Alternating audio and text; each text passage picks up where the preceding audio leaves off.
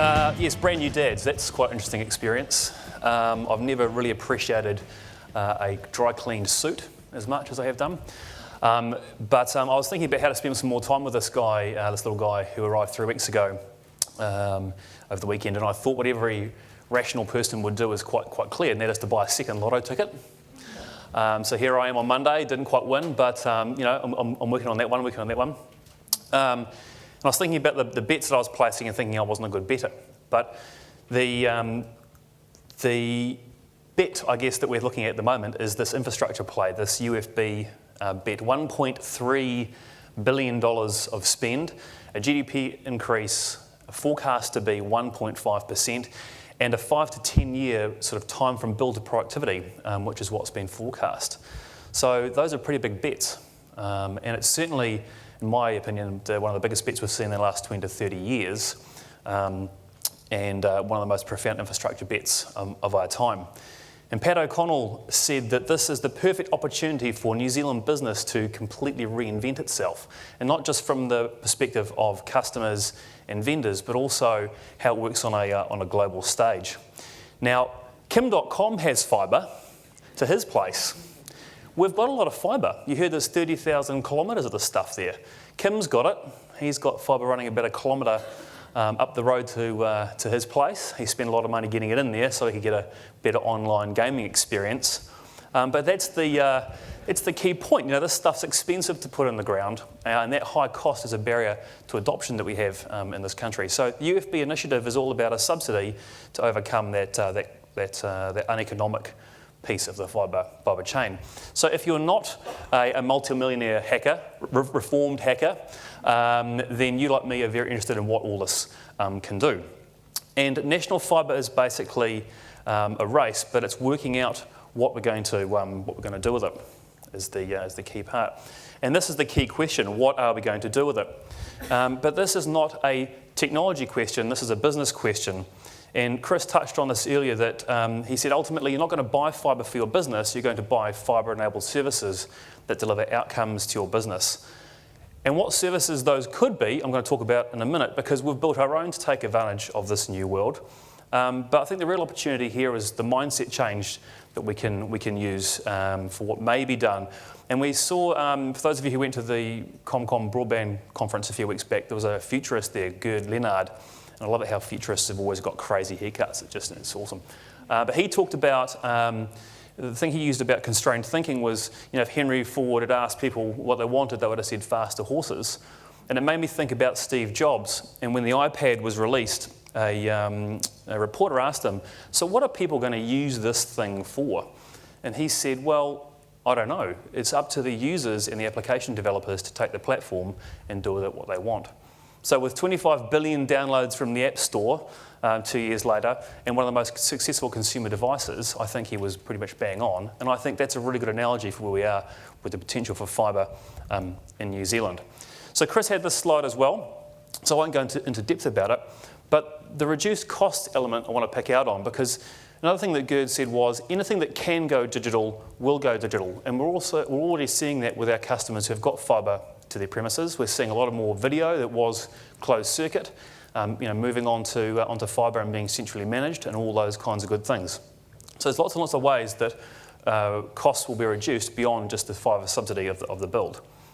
From an information sharing point of view, there's definitely a lot of knowledge that can be surfaced through collaborative tools, and you'll see some of those on demonstration in the workshop lounge. But things like Microsoft Link, SharePoint, and all those products become a lot more rich and connected when you've got the speed that fibre can produce. And also, not to forget the eliminating overseas boundaries bit. And Andrew Miller, the country manager of Alcatel-Lucent, he talked at the conference as well, and he said that, think about New Zealand where it is today. We're sort of at the bottom of the planet, and we've always had this tyranny of distance issue that we're trying to address. And he said, think about New Zealand sort of pitched in the Atlantic between America and Europe, right there. This is a very safe, marketable place to live and work, and what a great place we're in. And he also said, he referenced Dr. Pepper from Cisco, love that name. Dr. Pepper, he spoke, and he said, look, New Zealand is in the upper quadrant of ICT readiness as a country. It's up with the G7, and that is a great platform to be able to compete.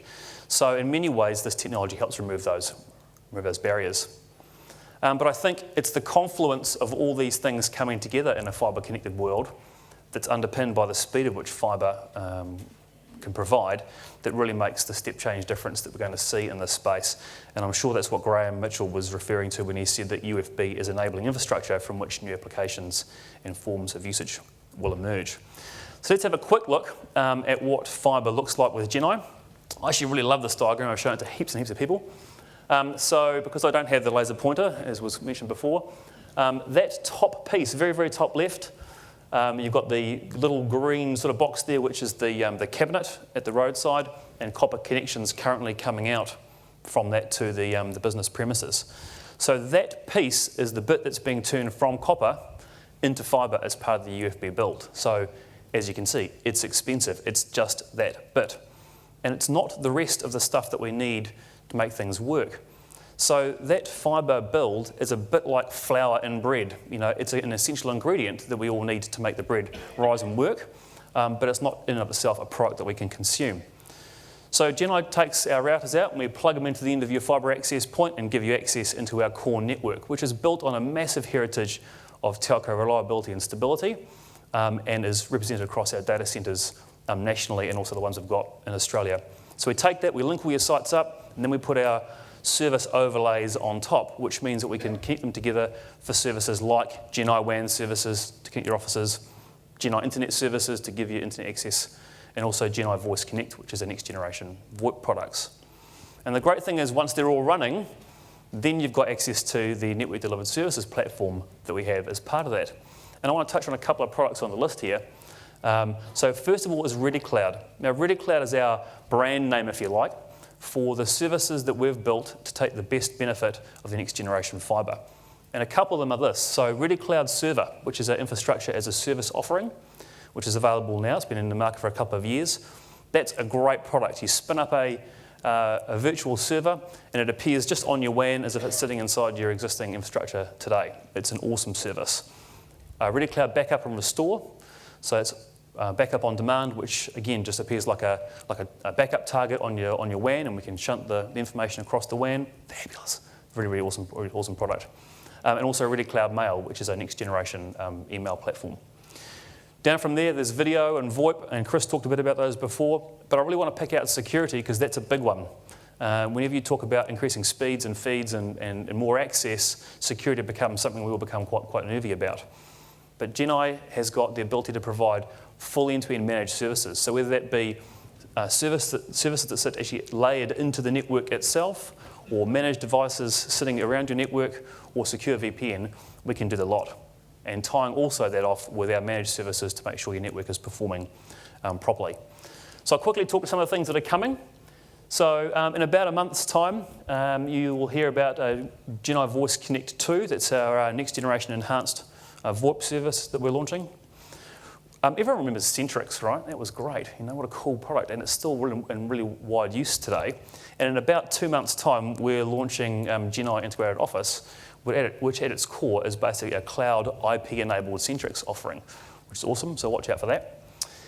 And of course, underpinning all of this program of work is our new access type onboarding program. So this is where we're taking the inputs from the different local fibre companies and bringing them into our network. So Gen-i's got you covered. We've got about 1,500 customers at the moment who've got hybrid networks, and that's the key thing. Is this is a migration over time. So hybrid's going to be around for a long time. We've got 1,500 customers who've got fibre mix in their networks at the moment. Currently, we supply fibre to about 65% of our customers' sites, and we expect that to build out to about 75% by 2015. And lastly, Gen-i is going to make your migration to fibre easy. We've been doing this stuff in terms of fibre migrations for 15 years. We've done it with loads and loads of clients. We've got the tools, processes, people, and knowledge and experience to do it. So we are a safe pair of hands in this process. So in summary, hybrid is here to stay, at least for the medium term. We're going to have a mix of copper and fibre and mobile networks that we need to bring together. UFB is a managed transition over time, and that's going to present challenges as well as opportunities for us as business people in ICT. Gen-i is here and ready to help with this transition, and we've got great fibre-enabled products that have been built specifically for the new world to use. And only Gen-i can bring all these three access types together to provide one ubiquitous network service nationally, and it's a really key point. So all those different inputs, regardless of where your users are, we can bring together into one network structure and be the one provider for all of that. And Gen-i's pedigree in the migration space for fibre ensures that we are the safest pair of hands for your business and your migration into the fibre-enabled world. So today is all about stimulating ideas and looking at what's possible. So get out there and meet the vendors and think up some crazy ideas about what's possible in this new world, and then chat to your Gen-i salespeople to make sure we can help crank that into reality and make sure that we do the right things faster. Thanks.